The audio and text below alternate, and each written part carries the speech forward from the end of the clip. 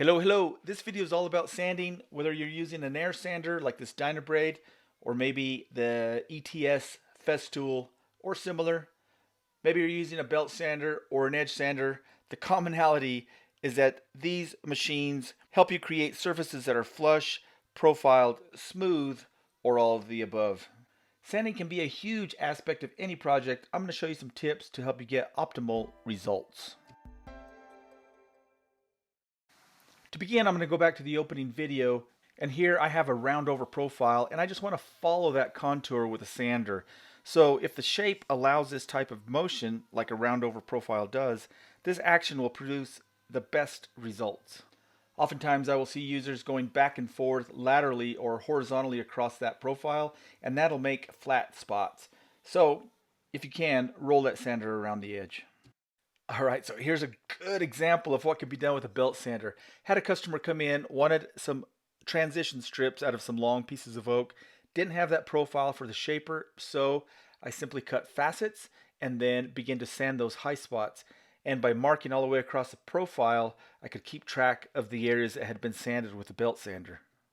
These are actually some older photos from the shop that I worked at, and you can see that I had just screwed these down to the work table. And I just kept on rolling that belt sander across and diagonally across that profile. And then once that was pretty smooth, I hit it with a DA orbital. It was quick, it was easy, and they came out great. Now there was one section that was going to get a miter, so I knew if that got cut and mitered, it would match.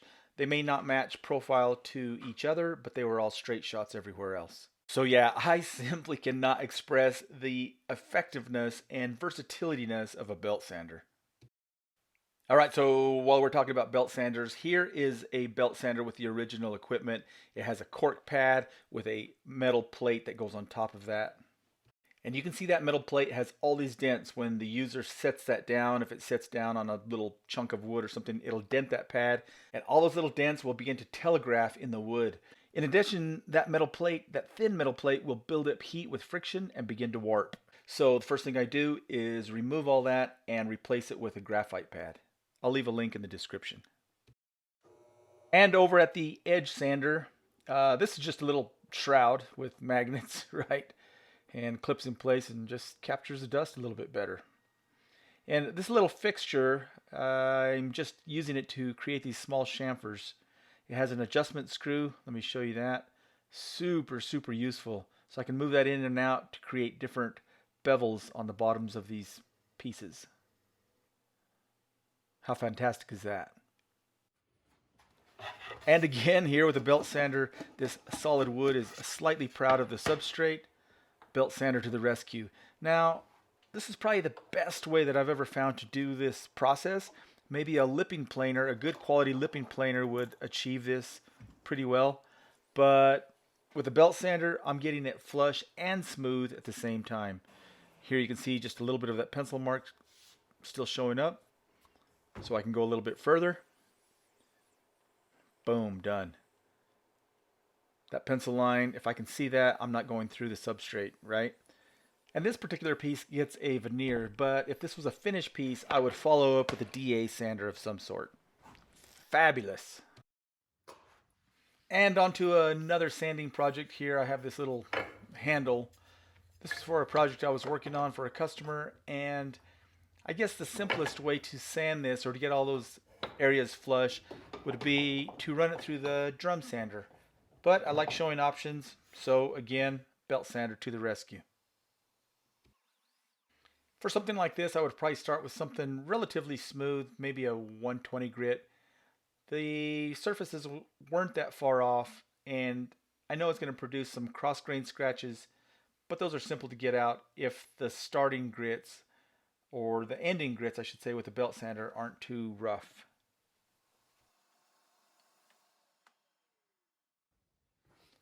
So I'm sure by now you've noticed just how much I use a belt sander. It's my go-to for many tasks where something needs flushed up. And there's a lot of ways to do things, so you should never let anyone, including me, tell you that their way is the best way or the only way. Whatever works for you is the right tool at the time, yeah? And here I'm just flushing up these dominoes.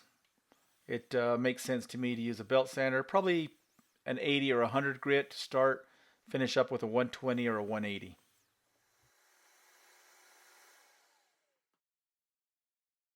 You may have already seen this. I believe I showed this in another YouTube video titled Belt Sanders Tips and More. Of course, I am flushing up some delicate marquetry, different grains going different directions, and this chair back or crest rail is curved. It has a 30-inch radius, if I remember correctly, and so the platen on my belt sander matches that, and you can see exactly how I do that in that video that I mentioned. This is the absolute best way, fastest, cleanest, safest way to do this that I've ever found.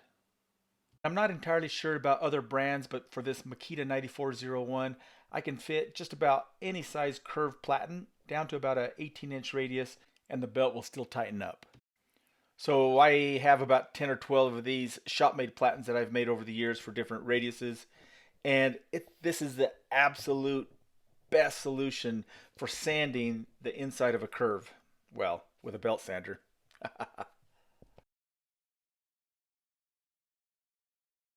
All right, back over to the stationary edge sander, and I love how easy it is to break edges on pieces. Now, these are fronts for my XL700 docks, and I'm sanding 4 edges and then 16 facets. So 24 surfaces get sanded quick and easy, way faster than a router. See? Quick. And soon these will be available as a flat pack. I am so excited. Now this edge sander has great vacuum on the right side because of the shroud I added, but on the left side, especially when I'm using the curve, or sanding a curve with the wheel I should say, this attachment is fantastic. Alright, so these little devices, jigs, fixtures, gadgets, whatever you want to call them, they work great when I'm sanding multiple pieces, especially small ones. Here you can see that I can gang them, clamp them all at the same time, and sand those edges. I can keep track of everything by adding some pencil mark. Yeah. All right, let's give this a go. I'm probably using like 120 grit or something pretty smooth, but it works amazingly well. And knock them out pretty quick. And another fixture that works similarly. For thin strips, I can just add that piece to the working dog, and then again gang all these, and boom, sand them all at once. And here's a similar approach. I'm just adding this spacer, and in hindsight I could have made that spacer a little bit wider so that I'd have a wider stance for the belt sander, but this worked fine. Here's the other end, the working end with a working dog I should say. Clamp that in place, slip that over the dog, tighten it up, add pencil mark just to keep track, just a habit I do, and give it a sand. Alright, so the takeaway here is ganging your material, right? By doing multiples, at least 2, 3, or however many you have, the wider the better, with whatever will fit with the sander. Everything stays nice and true, square, and it's faster. Alright, back over to the edge sander. I've got all these parts, and I'm sanding 3 edges, cleaning up the saw marks, 3 edges, and then 6 corresponding corners. And I used to do them one at a time, but it's a little bit slow. These are vertical supports for the DF500 docks that I sell. And so I made this simple fixture to cradle 6 or 7 of those parts, basically the height of the belt, right? And I can sand them all at once. So anything you can do like that to speed up production makes a big difference. I typically make about 50 docks at a time, and so there's a lot of sanding, a lot of the corners get knocked down, and I need a way to improve that. So yeah, easily gang them together and bang them out. Multiples. And here you can see I've got quite a few vertical dividers ready to roll. All right, let's change it up a bit and do some hand sanding.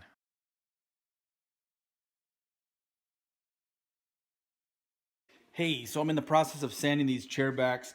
I've sanded them with a belt sander. I've got everything close and scraping them. Got to be careful with a scraper because I've got grain going in all different directions and it can tear out.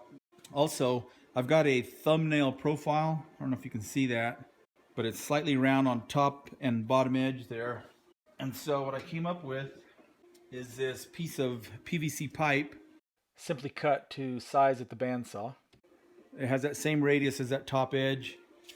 I could put various grits in it like that, and that works fantastically well. And then also I've got these curved blocks that fit that same inside radius, so yeah, it's working.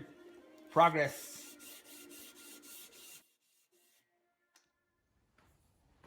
Okay, more belt sander goodness. I love belt sanders, super versatile. You can hear how rough that pencil sounds going across those saw marks, right?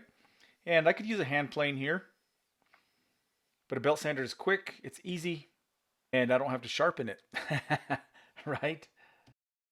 Oh yeah, I wanted to show you something. So if I was just to put this piece on one side of my vise, it would rack the vise, right? So these little vice wedges that I have here, there's a little groove inside.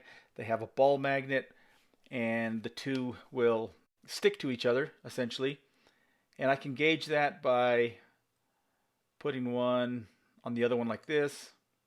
And say, yeah, that's about 1.75 inches, or I can just use the scale that's etched on the face of each one of the vice wedges.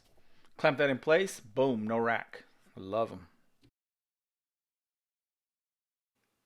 Now, I've done many jobs where I've committed to using a hand plane for surfaces like these edges or even the top, and it comes out beautiful. I love it. However, it's not faster in my opinion, and so a lot of this depends on what you are comfortable doing, what you like doing, and what works for you. And since I use a lot of top coat type finishes, my final grit is 180 and then 180 on a DA sander, and bam, it's done, ready for finish. Hey, and guess what? Sometimes a sander isn't the best tool for the job, right? Hey, wait. Who said that? Chamfers, in order to keep those irises or those intersecting planes nice and crisp, a hand plane is the perfect tool for the job.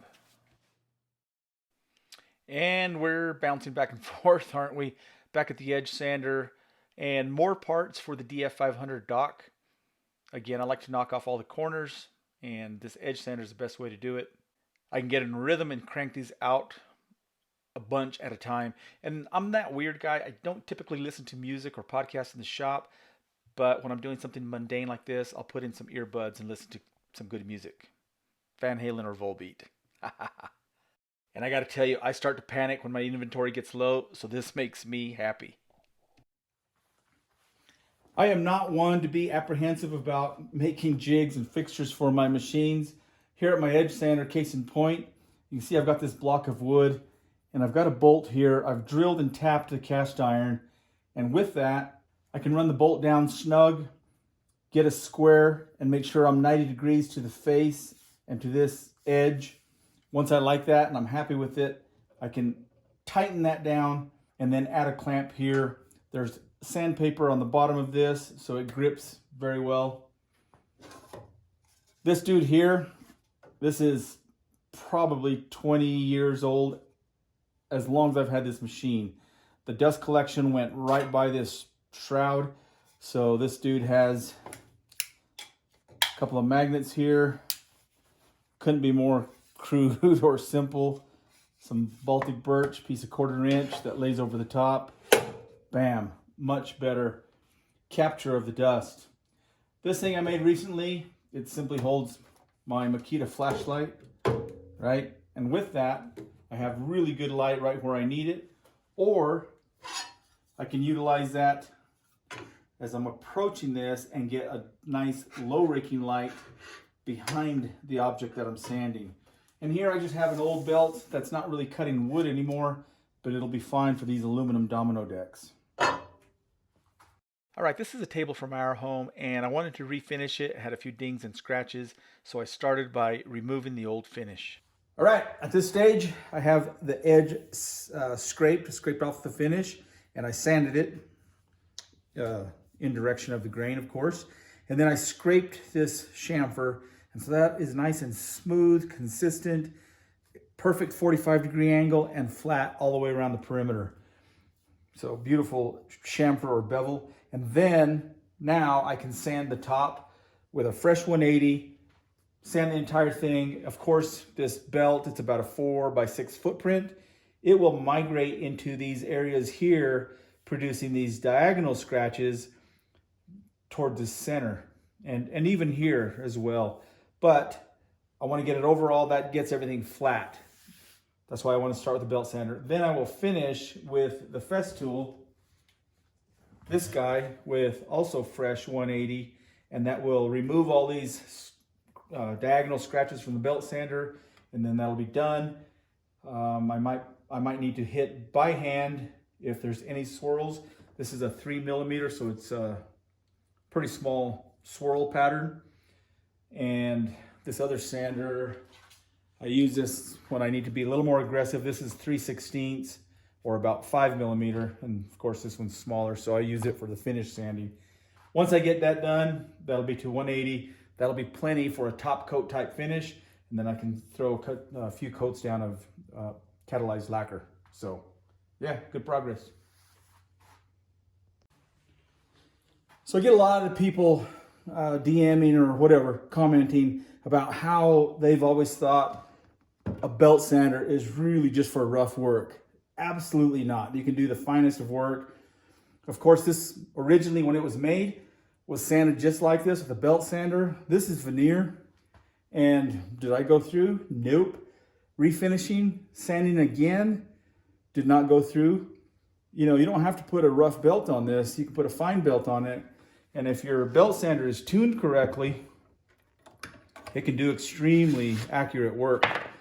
This platen, that's the key to a sander sanding flat. This type of a sander here, even with a hard pad on it, when you reach the edge, it will round that slightly. This belt sander will not. And you can prove that by sanding a narrow board like this, put a straight edge across it, and you will see light right on the corners. Belt sander, everything stays nice and flat. Okay, this guy's making me cringe setting that belt sander down on this delicate finish sanded tabletop. And you can see with this last pass, there's very little finish accumulating on the belt. So I know I got it all off. If there's any little bit left, I'll be hitting it with the dual action now to eliminate any of these scratches. I'll bring in a low raking light to make sure, and we'll be ready for finish. Now that the table has been made flat with the belt sander, I can further refine the sanding pattern by using this DA. This is 6-inch, as I mentioned earlier, so it covers a lot of area. I prefer it over the 5-inch or smaller versions. And you'll notice I'm doing either circles or figure eights. So I'm using this ETS 150 6-inch, and once I put paper on, I like to roll it onto something. This has already been sanded, so I don't want to do it there. But just roll it a couple of times, and that kind of flares those edges up so you don't get any swirl caused by something spinning on the outside. And here's a mistake that I see a lot of people do. They'll start the sander and then touch down. You should always touch down first and then fire it up. Now I have noticed that the Festool in particular has new technology where not only does it spin slowly and in control as it's doing the random orbit pattern, and that helps so it doesn't just freewheel like an air sander will. I'll show you the Dynabrade here in a bit.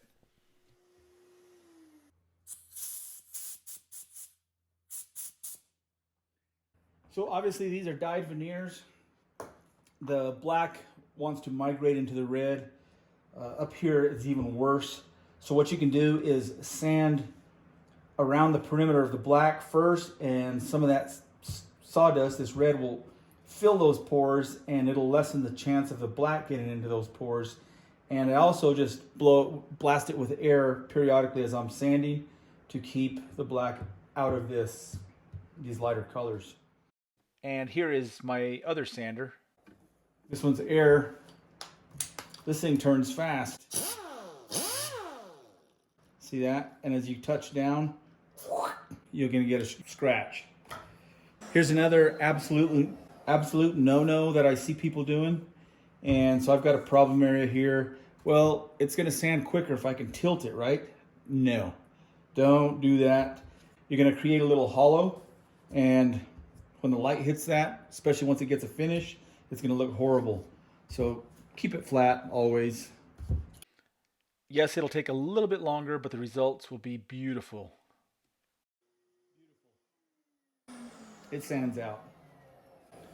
I don't like keeping my hose on the sander. If it's tilted like that, well, it's gonna conform a flat spot there. So I always keep it in the box like this, or keep the unit upside down, one of the two. Another thing I like doing, as I'm using this, I'll blow this off with air. If you have any loose grits, they can cause swirl marks, so you want to periodically blast that with some air, get those out of the way. And this is paper by Maverick Abrasives, and this is the Festool brand. I like them both for different reasons. This is inexpensive. This seems to last longer. What's the trade-off? I don't know. I like fresh paper, so I kind of lean towards this. But I typically use the 180 in Festool for my final pass. I'll be showing this entire project soon. And that's it for now on sanding tips. I'll be sharing more on this topic in the future. And remember, click, like, subscribe, learn.